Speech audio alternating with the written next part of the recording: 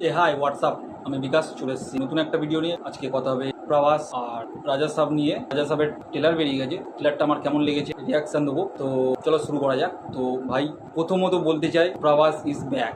প্রভাসকে আমরা যেভাবে ছোটোবেলা থেকে প্রভাসের সিনেমা আমরা দেখে দেখে বড় হয়েছি, এখন বেশি প্রভাসকে বাহুবলী সিনেমাটা করার পর থেকেই ও প্যান ইন্ডিয়া, বিশাল বড় প্যান ইন্ডিয়া স্টার। তো ওকে সবাই বেশিরভাগ এভাবেই চিনে। তো আমরা সাউথের সিনেমা অনেক দিন আগে থাকতে দেখতাম, অনেক দিন মানে যখন থেকে হিন্দি ডাব শুরু হয়েছে, নাগার্জুনার সিনেমা ডন নাম্বার 1, তারপরে আস্তে আস্তে চিরঞ্জীবীর সিনেমা, এনটিআরের, আলু অর্জুনের সিনেমা, প্রভাসের সিনেমা। তো আমরা সেই তখন থেকে দেখে আসছি। তো সেই vintage darling Prabhas is back, not rebel Prabhas, darling Prabhas is back. ভাই এটা দেখেই ভাই ব্যাপক লাগছে। ঠিক আছে, আমার ট্রেলারটা কেমন লেগেছে অনেক কিছু বলবো, কিন্তু প্রভাসকে ভাই আমার ব্যাপক লেগেছে। সেই পুরাতন প্রভাসকে দেখতে পেয়েছি, এটা দেখেই আমার খুবই ভালো লেগেছে। তো প্রভাসের যে ক্যারেক্টারটা, সে পুরাতন সিনেমার ফিলগুলো একদম দিচ্ছে। তো রাজা সাহেবের ট্রেলারটা নিয়ে যদি বলি, প্রথম কথা প্রভাসকে ব্যাপক লাগছে। প্রভাসকে সে আগের রকমভাবে দেখাচ্ছে, প্রভাস কমেডি করছে, রোম্যান্স করছে। মানে সত্যি কথা বলতে প্রভাসকে আমার খুবই ভালো লাগছে, যে পুরাতন প্রভাসকে আমি দেখতে পাচ্ছি। আর যে মিউজিক আছে, থামান যে মিউজিকটা দিয়েছে,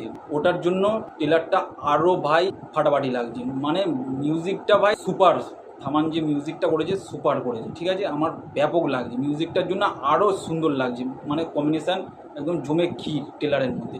মিউজিকও ফাটাফাটি, প্রভাসও ব্যাপক। আর এতে সঞ্জয় দত্তকেও দেখালো, সঞ্জয় দত্তকে ভিলেন হিসেবে দেখালো। তো ও অ্যাকচুয়ালি মেন ভিলেন হবে কি না সেটা বুঝতে দিল না। যতটুকু দেখে মনে হচ্ছে ও হচ্ছে প্রভাসের হয়তো দাদু হবে। ট্রেলারটার মধ্যে দেখাচ্ছে যে প্রভাস হচ্ছে কোনো রকমভাবে জানতে পেরেছে যে ওর একটা পুরাতন রাজবাড়ি আছে, আর ওর সেই সম্পত্তিটা ওর, যেমন ভুলভুলাইয়া 3-তে ছিল, বেচতে গেছিলো কার্তিক আরিয়ান, ওরকমই প্রভাসও হচ্ছে জিনিসটা বিক্রি করতে গেছে, টাকা পাকা নেবে। যেমন আমাদের বাংলা সিনেমা ফান্দে পড়িয়া বয়া কান্দের হতে আছে, যে জানতে পেরেছিল যে আমার বাবার সম্পত্তি আছে, তো ওটা বেচলে কিছু টাকা হবে, সেটা আমি কিছু একটা নিয়ে কাজে লাগাবো। তো এরকমই প্রভাস জানতে পেরেছে যে ওর পুরাতন রাজবাড়ি আছে, ও সেখানে এবার গেছে, গিয়ে এবার কি ফেস করছে সেটা নিয়েই এবার গল্পটা হবে। ও আদৌ জিনিসটা বেচতে পারবে কি পারবে না সেটা নিয়েই পুরো গল্পটা, যেটুকু ট্রেলার লেভেলে মনে হলো। তো গল্পটা এরকমই হতে চলেছে। এর মধ্যে যে সিনগুলো রেখেছে, তো সবাই ভেবেছিল প্রভাস আছে মানে বিশাল টাকা খরচা করবে, বিশাল লেভেলের ভিএফএক্স হবে, সেট পেটগুলো হবে। তো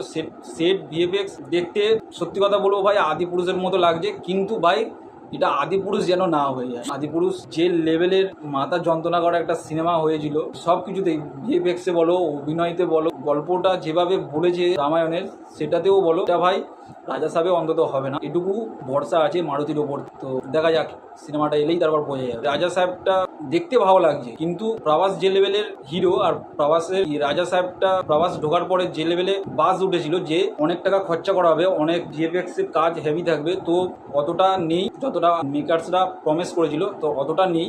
কিন্তু যেটুকু আছে ভালো লাগছে। মানে সিনেমাটা সত্যি কথা বলতে গেলে প্রভাসের জন্য ভালো লাগবে, কারণ যে কমেডি, মানে এই প্রভাসকে লোক অনেক দিন ভাই মিস করেছে, ঠিক আছে। তো সেই প্রভাস এসছে, আমার সত্যি কথা আমার ট্রেলারটা দেখেই প্রভাসকে দেখেই আমার খুবই ভালো লাগছে যে পুরাতন প্রভাস ফিরে এসছে। তো এটার জন্যই রাজা সাহেবটা চলবে, এই একটা কারণের জন্য, যে প্রভাস সেই darling Prabhas, not rebel Prabhas, darling Prabhas is back, এটার জন্যই সিনেমাটা চলবে। তো আমার তো মনে হচ্ছে এটাও ভাই একটা ধামাকা হতে চলেছে বক্স অফিসে।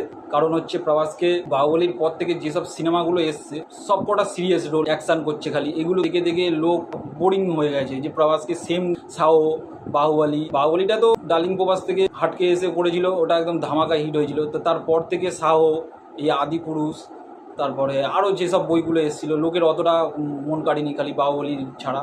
তারপর কালকি, সালারটা সবার ভালো লেগেছিলো, কিন্তু ওগুলো সব সেম ক্যাটাগরির সিনেমা। তো এটা সেই পুরাতন প্রভাসকে নতুনভাবে নিয়ে এসছে, এটাই লোক খাবে ভাই, ঠিক আছে। তো ডিরেক্টর মারুতি বুদ্ধিমানের কাজ করেছে প্রভাসকে এরকম একটা ক্যারেক্টার দিয়ে।